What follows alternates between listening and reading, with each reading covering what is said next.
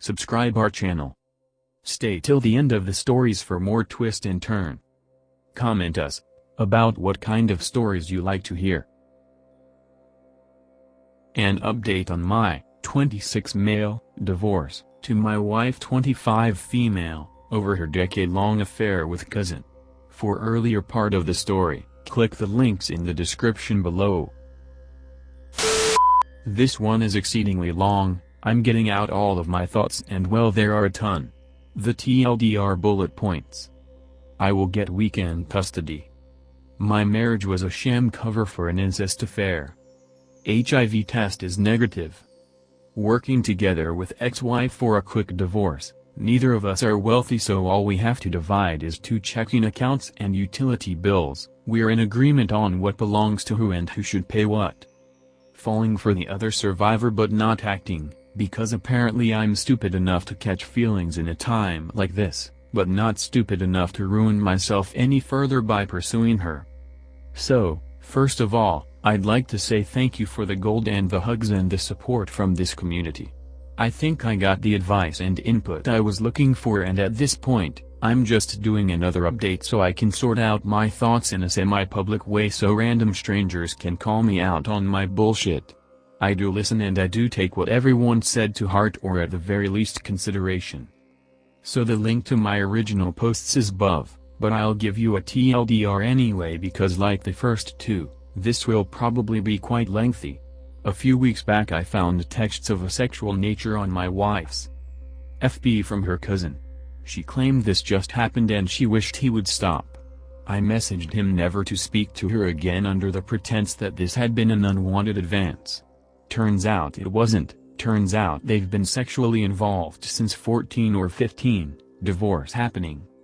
Okay, well a bunch has happened since the day or 2 days since my last update. First the good news, I got my HIV rapid test and it came back negative. Thought it would take days or months but literally learned in the same visit. I am going to get tested again obviously in the next few months, and for now, I am going to live my life as if I do have it just to be extra careful. Max's wife, who I'll be calling Sherry from now on, accompanied me for support. Her own appointment is in 2 days. Well, I had the first long sit-down with the soon-to-be ex-wife. We had an understandably explosive sit-down earlier in the week and we've talked sparsely in between. I left this out but I've been calling her at my son's bedtime to say goodnight to him. At the moment he is under the impression that I'm just working a lot. Planning on telling him the truth in the following days, or truth good enough for a 6-year-old. Reconciliation was never on the table, she knew this, and didn't try to push it, which I was thankful for. Her reasons shouldn't concern me. They can't benefit me in any way, but giving myself to emotions for the moment I asked her to be truthful and tell me how long it's been going on and why, or if I did something that would push her to this. She looks like she's been crying on and off, but she was fairly calm in talking with me about it, and by how candid she was I can tell it's probably the truth and she's somewhat relieved to be talking about it in a weird and fucked up way. Long story short, she's the instigator. She didn't say as much but she's in love with him and they aren't together because obviously. I'm learning now that I'm basically the equivalent of one of those sham wives that gay men would marry so they could seem normal. That's pretty crushing. She insists she loved and loves me but I don't believe it, nor does it matter anymore.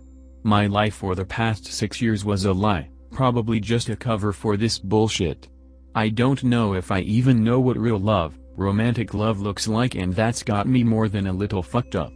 She looked hurt seeing me hurt, but I don't know if it was real, not that it matters anyway. The important thing we discussed was my stepson and what we will do moving forward.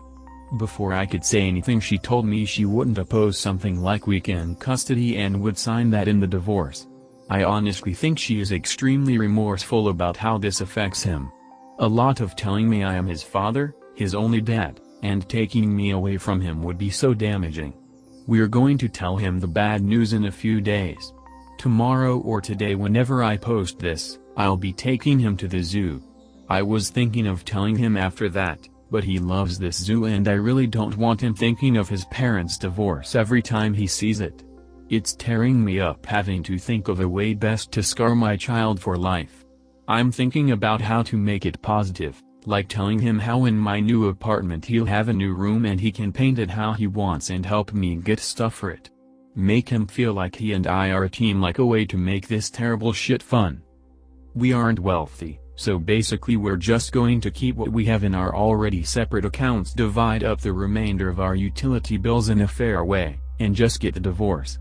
We discussed meeting at the courthouse and having me file divorce right in front of her so she can be served that minute. I want it over as fast as possible, and seeing as she's giving me the only thing I want, refusing the idea of child support, you didn't make him, and you didn't do this to him. As much as I hate her right now, I'm impressed that she seems to at least want to make amends for this. Maybe she just wants weekends off to screw her cousin, but honestly, as long as I get to remain a dad, I might as well have one today.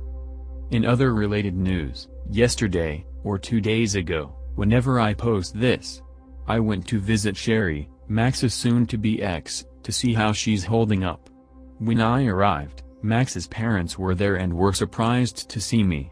I got a hug from my wife's aunt and she was crying and apologizing so much it almost made me cry. She was under the impression that I was never going to see my son again, which really upset her, because, and I didn't know this, but she used to love watching me play with my son at family gatherings. Basically, they are going to continue to allow Sherry and the baby to stay in their second home for as long as they like. Under the circumstances, Max will not be allowed there anymore and is basically disowned at this point. I'm not sure this was mentioned before, but the family seems to have gotten the idea that Max molested my wife and that this is some kind of abuse or Stockholm syndrome, and call me an asshole, but for the sake of my son's stability I will do nothing to correct them. If letting them believe this allows my wife to live at home with her folks and not having them fight over this in front of my boy, then I will omit this. Sherry is a mess as one would expect. She has moments of being okay followed by tears, followed by anger. The more she talks about subjects not related to this, the calmer she gets. Her family is going to be paying for her to see a therapist and her brother is coming to the state for a week to be with her, and her mom is basically moving in with her for a month after that to try and help her cope. I got to feed her daughter today, such a cute kid, and melted away my anxiety for a little while. Last night my friends and I went to the movies and I asked her if she'd like to come along. I'm glad she came along, but I've also realized that I either need to put some distance between Sherry and one need to talk with her about what I think is happening. Nothing has been said really, but she's casually touching me, which is something we never did prior to this. I had a tension headache and mentioned a knot in my neck, and unprompted she started rubbing my shoulders.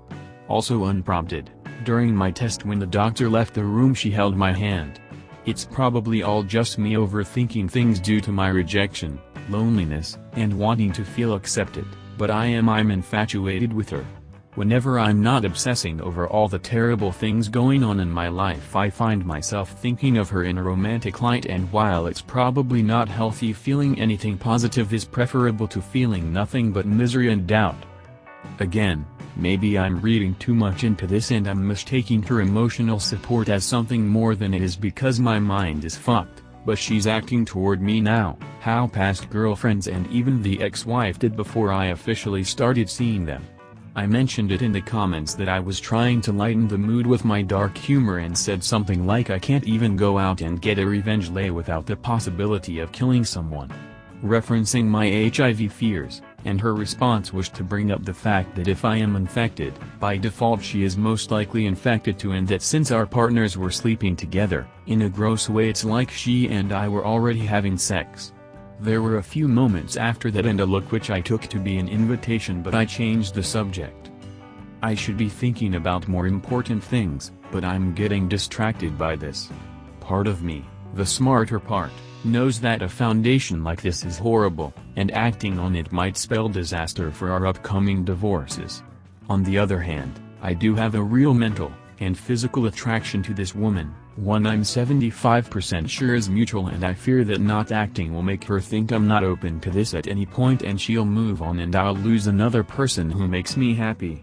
If anybody has an answer for this, goddamn help lol. But huge digression aside, I still feel like I'm on the verge of a nervous breakdown. But the divorce seems to be going in a favorable for me.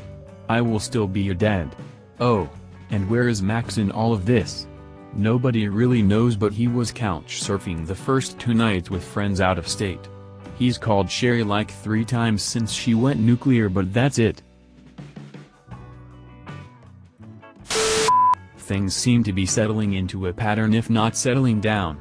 It's hard to see and may not feel like it, but this is progress. Stop questioning if USTBX loved you. She did. Not in the same way she loves Max, but she didn't choose you as a beard. It's possible to love more than one person at a time. It's just not a good idea because it's rare someone doesn't get hurt. Remember that you loved and in some way still love your STBX. You may not be in love with her, but you still do love her in a way. She's still family, and that's okay. All forgiveness starts with love, not forgetfulness and reconciliation. You're not stupid. Wish her the best and learn to honestly mean it. My life with my ex got a lot better. We argued less, communicated more, and were better parents. Once I accepted she still has a place in my heart, just not my whole heart. I'm glad your HIV quick test came back clean. You will need a follow-up, but you know that. You need to talk to Sherry, not distance yourself, unless that's what the two of you decide. You don't have to commit or jump in deep, but be honest and tell her how you feel, and more importantly what your fears are. You're already in an undefined relationship with her. Are you friends, family, emotionally dependent, more?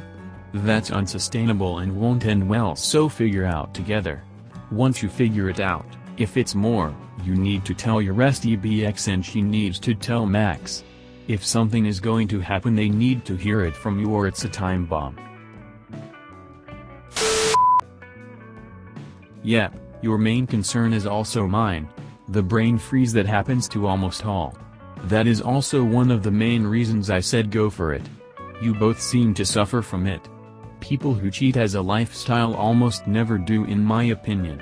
Maybe just pick a time and have a date with her, sit somewhere you can talk and explain how you feel and ask that if she feels the same. Put it on hold and befriends a while to be sure. I would hate to let one get away because of a rule, especially a ginger one. Yep, I like them too. Oh dear lord, the hair law. Imagine that movie Brave Law. I'm taking her out grocery shopping tomorrow, and then she's gonna sit down with Max and discuss whatever they plan to do. After that, I'm gonna make sure she gets home okay. Max is an unknown variable to me. I didn't know him very well, and I actually knew less than that. But she really doesn't have anyone up here, a few friends, but the outdoor cafe's reopened here, so I'll probably take her to one and see how she's feeling. At this point I just want her to be okay. Thanks for listening so far. If story have update, we will post here. Like and subscribe to our channel for upcoming stories.